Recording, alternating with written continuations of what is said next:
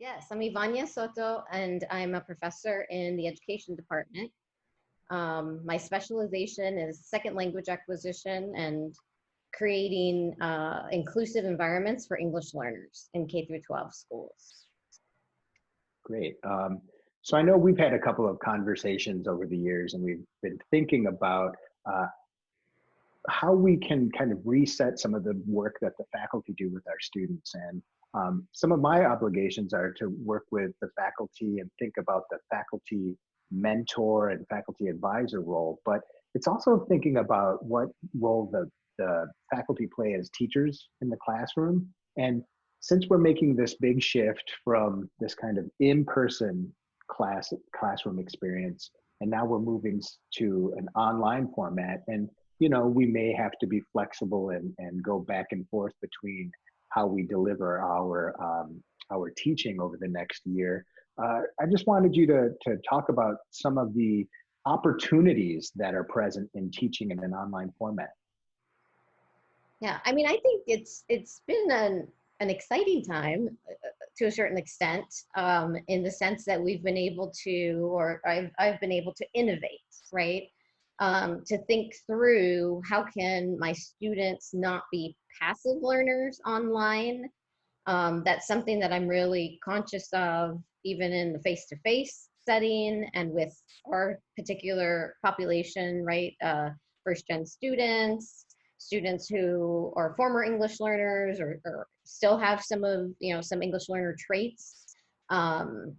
So really looking through the technology, studying the technology to see how we can include more student voices and require engagement in the classroom setting.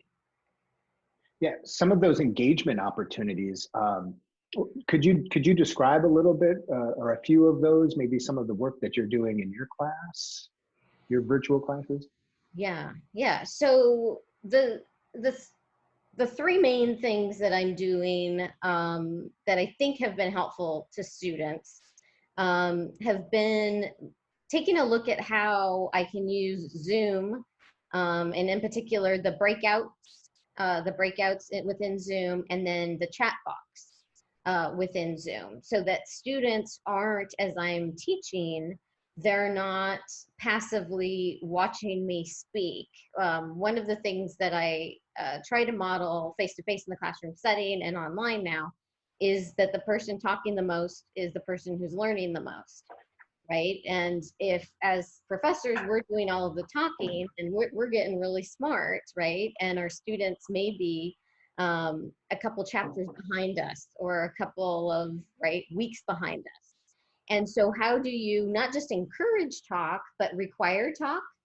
And so I have found online with Zoom in particular, that as I lecture, I have an interactive PowerPoint lecture, and I've developed, and it takes some intentionality and some time to ahead of time think, how many slides can students really actively listen to and digest before they need to make personal meaning by answering an open-ended question within a chat box. Or oftentimes I'll break students out into breakout rooms. Like my Monday night class this semester, I had 25 students and I had 15 undergrads and then 10 grad students. And those are already, large developmental gaps and needs. And they each responded quite differently to, the pandemic and going online and that sort of thing. So in addition to those two strategies, breaking students out so that I'm not seeing 25, in the gallery view, breaking them out into groups of 4 where optimal group sizes are typically 3 or 4 so that a student doesn't hide out. And then I Zoom into each of their groups to check in on how they're doing, to listen in, so that they know there's accountability. And so that has worked really well, but there's some intentionality, again, around how many slides, when am I going to stop? as well as what are the open-ended questions, the higher order thinking questions that I'm going to pose, because talking takes time. So what are those questions that are going to give me the most bang for my buck in terms of student comprehension, right, of material and application of material? Yeah, I mean, it sounds like there's so many interesting opportunities or options that you could have if you just start to think about some of the work that you might do if you were in person, but modifying it for that kind of online delivery. Sometimes that's the biggest challenge, is to just be aware of how technology can actually work in a parallel way to what you would do in person, and kind of coaching yourself up or getting the confidence to experiment with some of the technology seems like it's really been advantageous for you this semester. So let me ask another kind of a follow-up question. Have you faced or experienced any challenges in the shift to remote learning, or do online courses, or this semester in particular, have there been any challenges as a teacher trying to approach the work? Mm-hmm. Yeah. Oh, yeah. It wasn't easy. I've taught online before, but I think because of the nature of, right, the circumstances, it's a slightly different approach. Um, Online virtual teaching can be impersonal, right? And I've always thought that, and passive, as I suggested before. So really thinking through, for example, in order to move it from being impersonal to personal, I made sure that I started class every day this semester with online, with a self-care prompt. So we looked at, and we talk a lot in K through 12 about social emotional learning. And certainly what is going on around us is traumatic for all of us, right? And so not assuming that our students know how to, do self-care.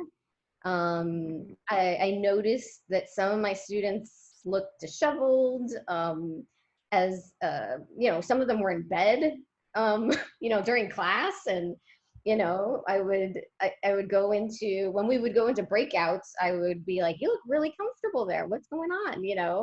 And then they would share, well, I have to use, this is the only space I have. And, trying to understand their circumstances and why they're sort of behaving the way that they are. And that only comes about. So I would always have an open-ended, sort of question, or I would have like a list of, this is what you do when you're anxious. This is what you do when you're stressed out. These are some ideas, when you're bored. So trying to give them some tools, but it also taught me a lot about what their needs are, right? We tend to think academically a lot, and why are students not performing? But I think this whole situation made me even more sensitive to, right, the social emotional needs and tapping into that.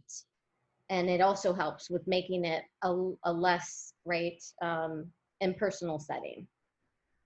What do you think is the most important thing that a faculty should consider when they're looking to create this type of engaged and inclusive learning environment for their students? Is there kind of a way to prioritize a few things, a few must-dos for faculty? Yeah, I had to look at my syllabus, and all of us, we all did this over spring break. I had to look at what is the most important information that my students need from me in a synchronous setting, right? And then what can I move onto Moodle? So I haven't talked about Moodle either. So what can I post to Moodle that will complement what I've done in the synchronous setting? So the asynchronous being the Moodle piece, right? So In the education department, we have 3-hour courses, and I knew I could only probably hold their attention, even with this sort of approach, for about an hour and a half. And so most of my classes, because of the self-care, ended up going around an hour and 15, hour, 30 minutes. So I ethically was like, I can't, they need to do something for that other time, and not busy work either. So what I did was I put all the videos that I perhaps might have, like a teaching demonstration or a talk about bilingual education when we discussed bilingual education. I put those pieces and the readings, additional deeper readings on Moodle. So they always had independent activities that complemented, and again, we're not busy work, but complemented what I had just taught them, right, using my interactive PowerPoint. And so the piece that was, I have to admit, hard as well is that, and I struggled with, was the accountability piece.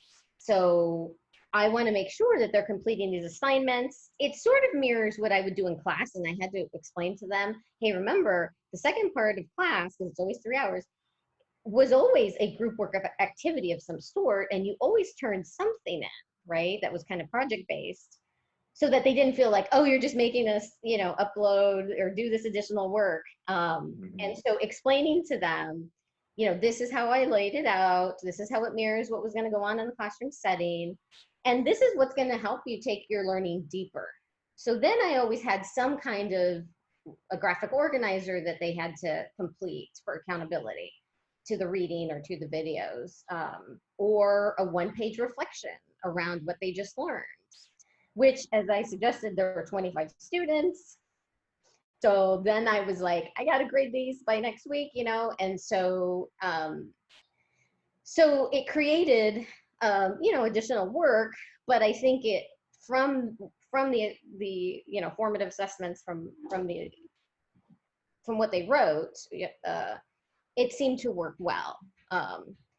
And so yeah, so really thinking about what can be done synchronously and then asynchronously to complement students' learning. Yeah, one of the interesting things that I'm kind of hearing is it's not only about providing an opportunity for the students to be engaged, but it's also having to kind of recalibrate or reconsider what it means to be engaged as a teacher, right? There's an opportunity here. I think it's easy for a faculty member to say, I'll do PowerPoint, I'll do a video, I'll do this, I'll do that, or they can watch this, they can listen to that. But it's also perhaps more about the pedagogy that you're thinking about, right? Like, what are the learning objectives in relationship to the outcomes, and how do I prioritize what needs to be accomplished, right? Those are some of the most important things that I'm starting to hear, and it's really, really, really interesting, because I think so often we just assume we're masters or experts at our specific disciplines, and we think about what we're sending out, but not what we're getting back. And it needs to be more about that loop and that dynamic kind of flow of information and knowledge and learning, and we're learning so much in the moment, right? So we can be aware of how we'll adapt and adjust in the future.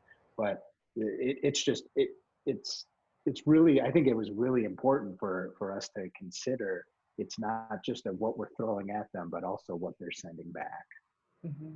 And I like so definitely, right, the learning objectives and which ones can be met, right, in the face to, or the virtual with the Zoom, and which can be met, right, with the additional independent activities that allow multiple modes of learning as well, right? So all of our, not all of our students learn in the same way. So if they're watching a TED Talk that complements, a reading selection, and then they've gotten, right, they've worked in groups and breakouts online, and they've had an interactive lecture, then it's what I call in my face-to-face class, message redundancy, message abundancy. So teaching the same thing several times but in several different ways, not the same way, right? Each time, which would be repetitive and you would check out. So just that has been the innovation, and the challenge for me is some of these things that I espouse and try to do in the face-to-face setting, how can I approximate that, right, online?